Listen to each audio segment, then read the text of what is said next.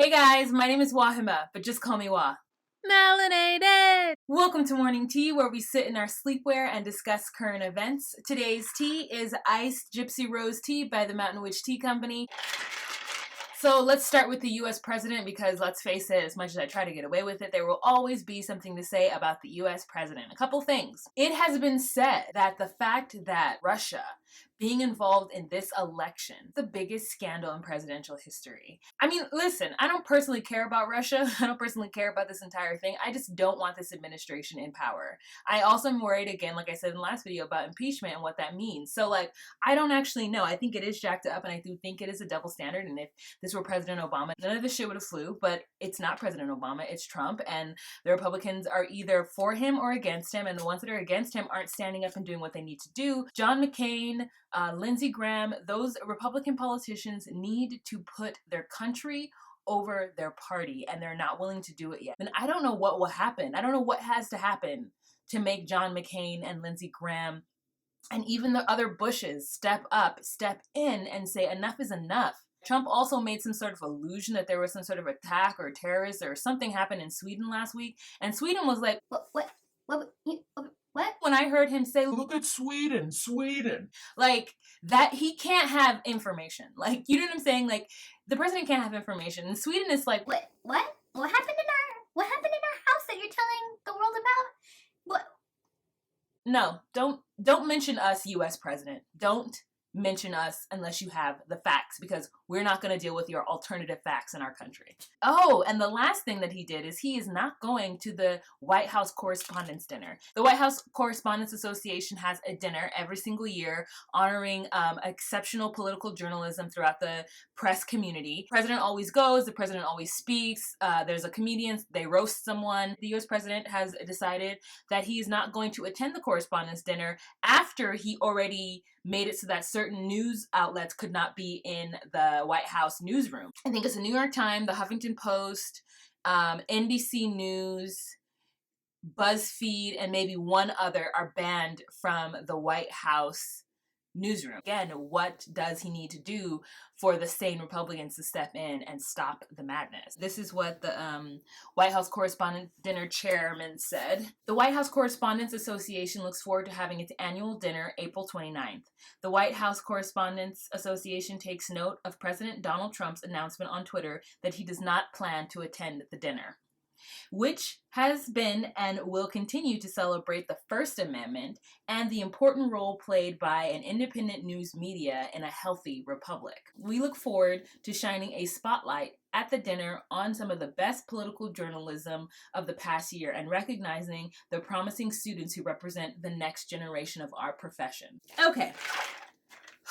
Like, this issue, people's fears that for whatever reason trans people are gonna attack them in the bathroom is just so stupid. And that's it. Like, don't be worrying about what kind of vessel they're using to release their bladder. It's not your business. Everyone just go in their stall and mind their own business. Dang. Diss track. Let's just talk about this diss track, girl. Like, Remy Ma, I heard this diss track and I was just like, oh my god. Like, I have tried to like Nicki Minaj, and I do like Nicki Minaj, don't get me wrong. Like, I really like Anaconda and like certain songs by her that I'm really into. I think there's a lot of things about her that I don't agree with. I was the little black girl who only got the black Barbie, so if I'm about to idolize a Barbie, it's gonna be Keisha. You remember Keisha? As a black woman, for me, it's weird for me to idolize Barbie. And then that fake butt, like, I can't support that because I think that there are women out there killing themselves for that fake butt. I still couldn't knock Nicki. She's another woman. She's another woman of color. I respect her, what she's doing. Like, you know what I'm saying? Like, respect. But this diss track, I was like, yeah, Remy, you're right though. You're right. And I feel like she dissed her in a way that wasn't unfeminist of her. Like, she was just like, you know, you do what you do, boo, but at least acknowledge that you do what you do. I was like, dang. Nicki, you want some of these edges? Nicki, you want some of these? So in Anaheim this week, there was a video that surfaced of a boy being grabbed by the shirt by an off-duty cop. Allegedly, the incident started because the boy and his friend, a female, a girl, they were walking across his grass. They say, the children, that this off-duty cop called the girl a cunt. And then they started to like yell stuff back at him. And like apparently one of the boys said, I'm gonna sue you. And the cop heard, I'm gonna shoot you. And you know, when a 13-year-old Hispanic Hispanic boy tells you that he's gonna shoot you, that means you need to grab him by his scruff of his outfit and hold him until the police comes, because that's what any logical thinking person would do. Did you feel so disrespected, off-duty cop, that you had to go and grab this little boy? This is somebody's child. I don't care how he's speaking. I don't care what he says to you.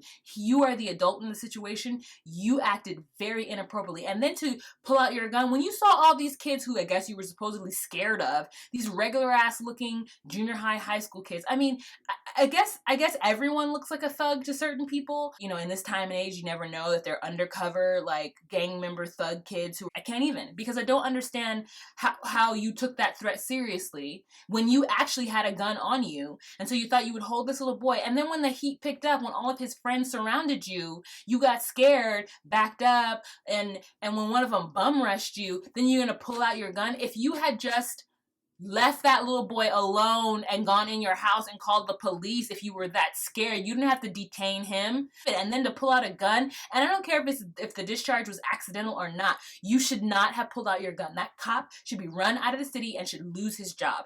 That situation is inappropriate. And as much as everyone's saying is, well, this boy shouldn't have done this, the boy shouldn't have done this. Look, I'm at the point in my life where it doesn't matter what you do. If somebody sees you as a threat, they have a distinct advantage to cause you trouble, to cause you harm. And at this point, we need to say enough is enough. You cannot hem up our children. We have to stop them and get them to understand that they can't treat us like this. Trayvon Martin would have been 22 years old.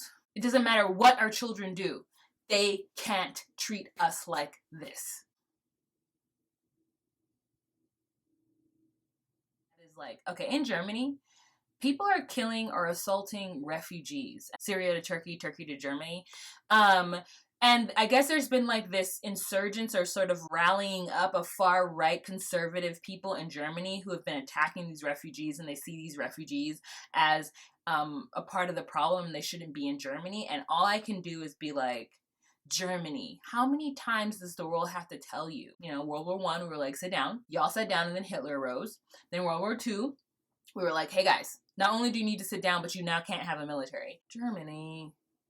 This is why you can't have nice things. So the DNC finally got a new chair after Debbie Wasserman Schultz was kicked out right before the election. Came out that she and the Democratic National Convention were really trying to push Hillary and not Bernie, and so it was like shady business. But they elected Tom Perez, who is a Latino civil rights attorney, so got some diversity, and he picked his deputy chair to be Keith Ellison, who is an African-American Muslim. So it looks like we're getting a little diversity in the DNC, and so maybe some things will change. Maybe their power will come back. Maybe they'll rise up like a phoenix out of the ashes and do what they're supposed to do and bring the party together and not be so corrupt. Okay, guys, thanks so much for watching. I hope you enjoyed this episode of Morning Tea. If you have any questions, comments, or concerns, please leave them down below. All right, bye.